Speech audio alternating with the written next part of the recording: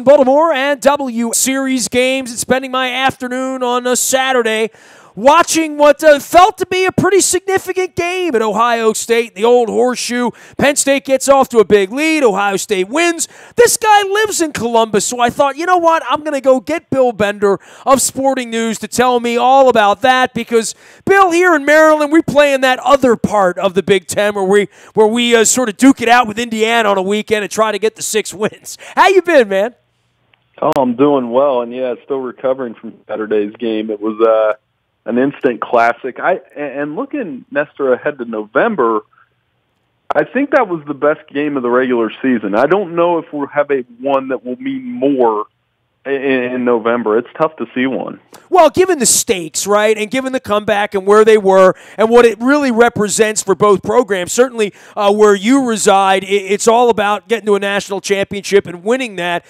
Georgia's now coming in, crashing this party. Wisconsin's going to be a part of this. Clemson now sort of on the outside looking in after the loss.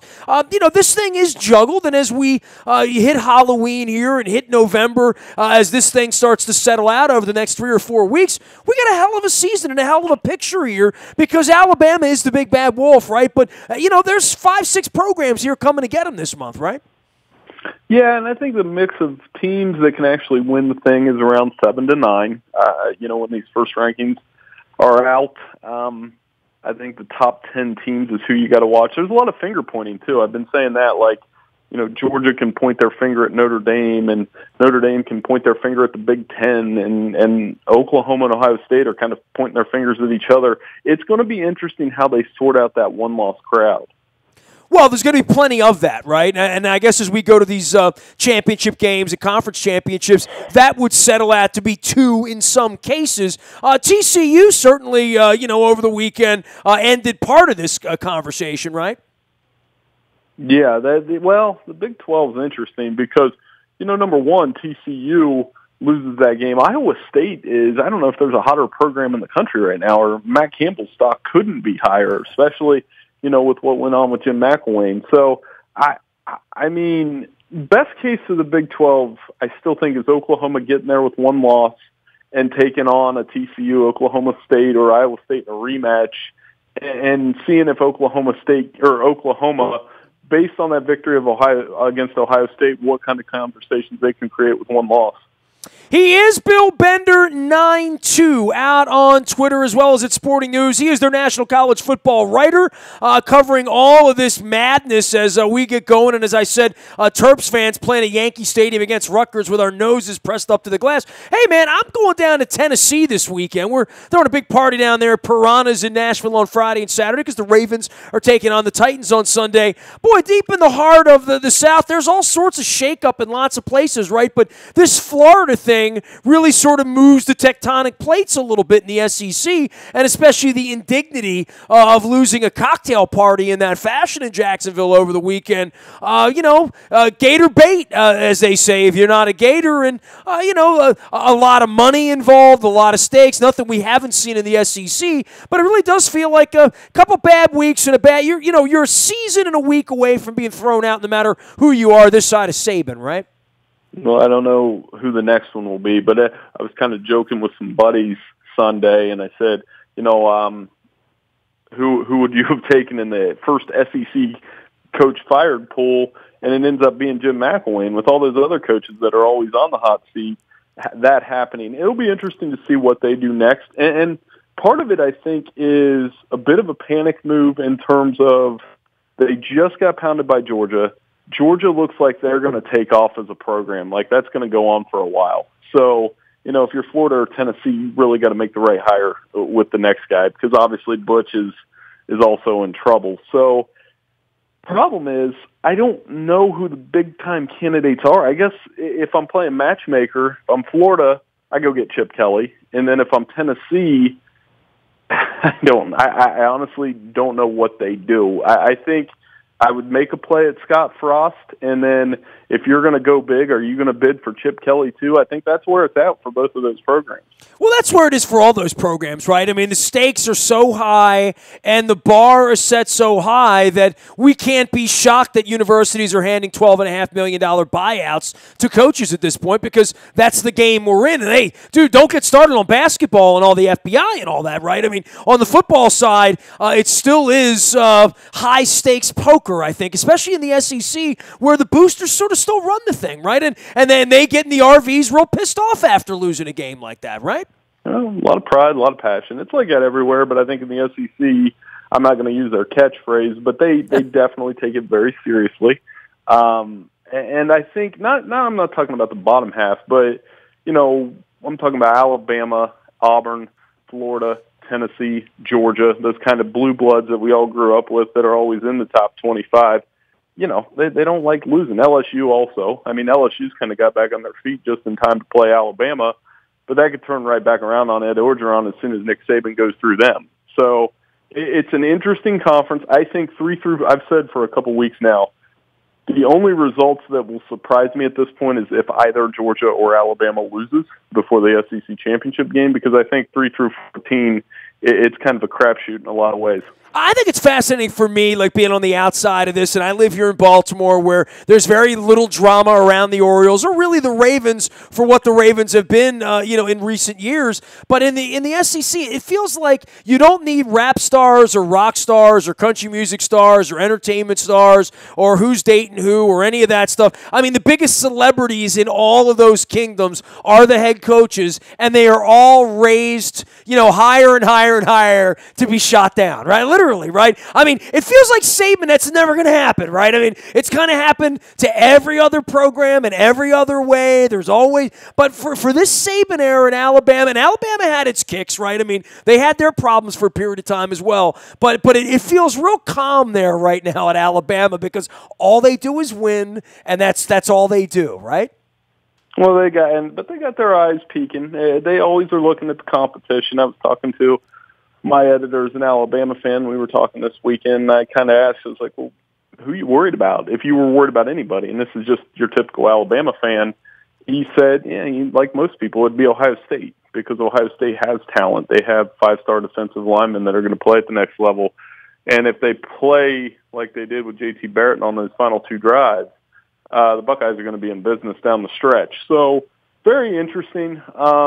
The how it is down there, but I've always said the two conferences that kind of drive the bus are the Big Ten and the SEC, because those are the 2 conferences that probably have the highest rating, the most passionate fan bases. That's something Maryland's getting into. I mean, obviously with the facilities and those kind of things, because it's tough to keep up with Penn State, Michigan State, Ohio State when they've got what they've got behind their football programs. Well, it felt like Penn State was going away, right? Then James Franklin comes up there on the back end of the whole mess, and here they are again. What becomes of them? I mean, to the victor go the spoils in your hometown of Columbus there.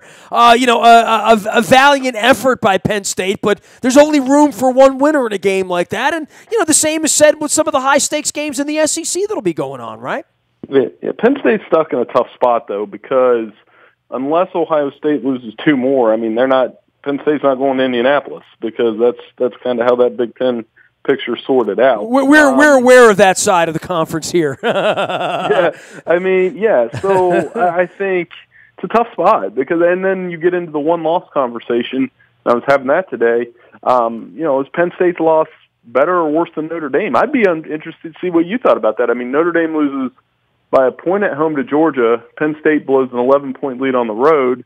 Who has the worst loss? These are all those interesting conversations that are going to happen over the next month. What about Miami? They've sort of snuck into this conversation, and we haven't even talked about Wisconsin out there playing in the lowly west of the Big Ten, right? Well, I think both of those teams are going to be ranked outside the top 4 despite being undefeated, and the best thing they can do is continue to win, because if you win your conference, you're undefeated in the ACC or Big Ten, you're not going to be left out. I think because Wisconsin's played a weaker schedule, they probably can't lose a game, because Miami's winning close games, not necessarily winning pretty. And they can prove all they need to prove over the next 2 weeks, really. I mean, there'll be no worrying about the score when they play Virginia Tech and Notre Dame, because if they win, they win, and that's what it's going to count in the committee's eyes. I don't think they have to win impressively. I just think they need to go out and win these last few games. He is Bill Bender 92 out on Twitter and the college football insider and writer for Sporting News. You can follow him at Sporting News as well. He is in that fighting college football town of Columbus, Ohio. This segment and all segments here brought to you by Penn State University. We are your home for Eagles basketball, men's and women's this winter, as well as the Juan Dixon Show. You can learn more at CoppinStateSports.com. Don't forget our friends at Al's Seafood in Essex. We've been getting crabs and crab cakes there since the 1970s. My pop worked at the Point. The oldest crab house in Baltimore, still at Stemmers Run and Eastern Avenue. See Chad the Crab Man at Al's Seafood. Bill Bender on the line from Sporting News. And, this is where the point in the conversation where we get to, like, Halloween and we sort of know where the Terps are, and they're going to line a baseball field and play football there on the backside of the World Series in the ALCS at Yankee Stadium. But where are the Terps in all of this? I mean, I don't want to say it's a punchline situation. I think that's very unfair to DJ Durkin and, what's been built here, and you're working on your third, fourth quarterback, whatever it is. But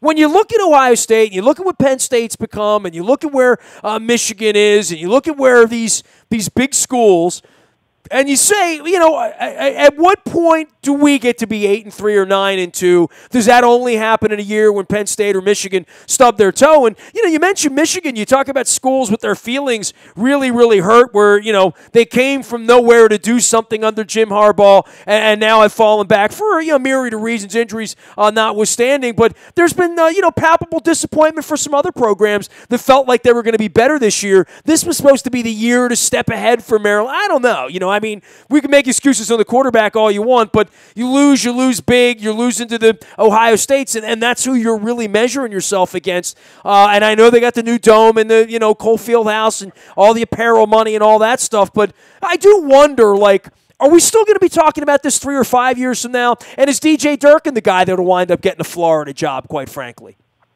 Probably be a candidate, but I think he's fine. Maryland lost their quarterbacks. I mean, and it's the most important position. And, for further proof, I mean, look at Michigan. They've sifted. They're on their third guy, and I think this is the guy they're going to like in Brandon Peters down the stretch. Maryland will probably, see him in a few weeks as well. Look at Florida State. What happened to them? Is it all the quarterback, or is it just things went downhill? And I know you've been around the ACC. Would you ever dream of seeing Boston College thump Florida State 35-3? I mean, just on pedigree alone, you would say that could never happen, right? Like on pedigree. Right. I mean, unless Matt Ryan's there, and it's I don't know, but I mean, even when Matt Ryan was there, that didn't happen.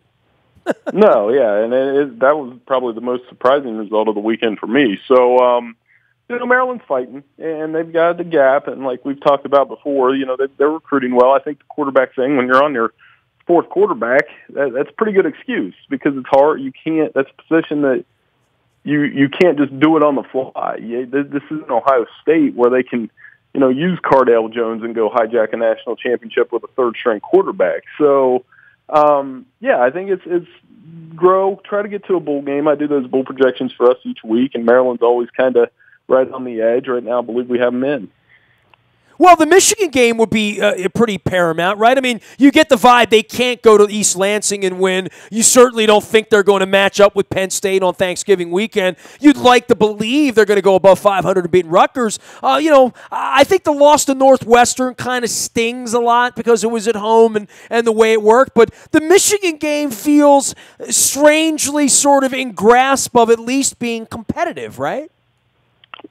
Maybe. I think they go get Michigan State. I think that they Really? match up a little bit better with them.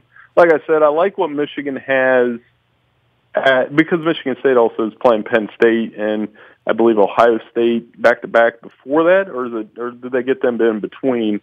Either way, I mean, this is a tough stretch for the Spartans who are coming off a loss. And I think Michigan, like I said, I watched them over the weekend. They put in Brandon Peters, and it was a little bit different. I mean, the offense started moving a little bit. They can run the football. I don't think it'll be the big blowout that it was last year. And that is a game where if Maryland can play solid D and hang around, they might have a chance. But, the one thing for all those criticisms levied on Jim Harbaugh, he's lost one game in 3 years to a team he really shouldn't have lost to, and that was Iowa. I mean, Michigan State, they shouldn't have lost that game, but right now those teams have the same record. Well, the other part of Michigan is after they get done with Maryland, they go to Wisconsin and Camp Randall. Then they have the Ohio State game on Thanksgiving weekend on that Saturday as well. So, they'll have their own chance to be a home wrecker, right? I mean, nothing sweeter than going to, and beating Ohio State on screwing their season up. I mean, they'll have that chance to do that in the end, right? Well, I think, that's the other thing with Michigan. I don't think you're going to hear much about them. Don't take this the wrong way. I think they're going to beat Maryland and Minnesota and be 8-2, and for all that, like I said, Harbaugh faces a lot of criticism. I have a feeling they're going to steal one of their last two. I don't know if it'll be Wisconsin or Ohio State, but I think they'll end up 9-3. They steal Ohio State, that's a story, right? That'd be a big story, yeah. So I think if they go 9-3, win another bowl game, we're going to have the same old discussions about Jim Harbaugh. But I mean, if you're 10-3 every year and you're taking your swings in those big games, eventually they're going to hit a few. He is Bill Bender, 9-2, out at Sporting News, and he is their national college football writer, my longtime pal who comes. I always appreciate you saying yes and giving us some valuable time as well as some great information. We'll be following the Angry Bender out on Twitter as well. Great having you on, Bill. Oh, no, thank you very much for having me. I appreciate it. Always a pleasure. Columbus, Ohio, there he goes. Follow him at Bill Bender 92 on Twitter. I want to remind everybody that Compass Point Golf Course down there in Pasadena is a great place to play this fall and into winter. I know the weather changed a little bit. The leaves are changing. Great course out there. It's close to home. CompassPointGolf.com. And, of course, Robert Kennedy will be here weekly with our college basketball updates. Make sure you're giving the king a ring this holiday season if you need some beers, some booze, some lottery tickets, the best prices in Baltimore. I got to get over there and stock up. I need some fresh tequila, that's for sure. I need to get some Malbec, that's for sure. And I got to get me some craft beers. And I'm going to get on over to Rosedale, Pulaski Highway, and give the king a ring. Make sure you're doing that. You can find me out in the BuyAToyota.com audio vault 24 hours a day from anywhere in the world on your mobile device by downloading the TuneIn Radio app. We do come in crystal clear from wherever you happen to be. Our morning newspaper ships to your email inbox at 7 a.m. It's all brought to you by Planet Fitness and PlanetFitness.com, where it's still $10 a month to get in the best shape of your life. Guaranteed. Last but never least, if there's breaking news, you're going to get that first on the WNST Tech Service. That's all brought to you by our friends at Coons Ford, Security Boulevard. Dennis Colossos will be here on Thursday getting you ready for Nashville, Tennessee. We'll be down there this weekend, Friday and Saturday. We're throwing a party at Piranha's. We're going to be there from 5 till 7 on Friday and 4 till 7 on Saturday watching college football, rooting on the Terps, drinking some beers, doing some Raven stuff in Nashville and some Southern hospitality. And anywhere I can avoid the country music is where I'll be because, that's just the way I roll. Don't tell them that. They won't let me in. Nasty at WNST.net, the way to find me. Facebook, Twitter, LinkedIn, Snapchat, Instagram, streaming live on our Facebook, as well as our YouTube, WNSTV channel. We might even Facebook and YouTube a little bit down there. Piranhas in Nashville this Friday and Saturday. We are WNST.net, AM 1570, and WNST Towson, Baltimore, and we never stop talking Baltimore sports.